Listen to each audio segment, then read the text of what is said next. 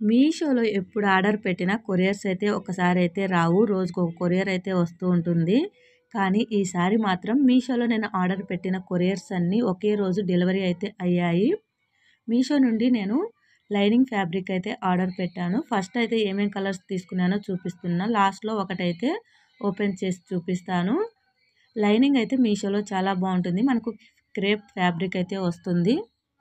అలాగే మనం బయటతో పోల్చుకుంటే మీషోలో లైనింగ్ ఫ్యాబ్రిక్ అనేది పొడవు ఎక్కువగా ఉంటుంది. బయట కూడా మనకు పర్ మీటర్ వచ్చేసి 30 రూపీస్ అయితే తీసుకుంటున్నారు. అంతలకి ఎలా ఉందో నాకైతే తెలియదు. మా సైడ్ అయితే పర్ మీటర్ వచ్చేసి 30 రూపీస్ అయితే తీసుకుంటున్నారు. అందుకే నేను మీషోలో అయితే ఆర్డర్ పెట్టుకున్నా. మీషోలో మనకు క్వాలిటీ కూడా చాలా బాగుంటుంది. అలాగే ఈ విధంగా పొడవు కూడా ఎక్కువగా ఉంటుంది బయటతో పోల్చుకుంటే. అందుకే నేను మీషోలో అయితే ఆర్డర్ పెట్టాను. లింక్స్ కావాలంటే కమ్యూనిటీ పోస్ట్‌లో ఉంటుంది. ఒకసారి చెక్ చేయండి. క్వాలిటీ కూడా మనకు చాలా బాగుంటుంది.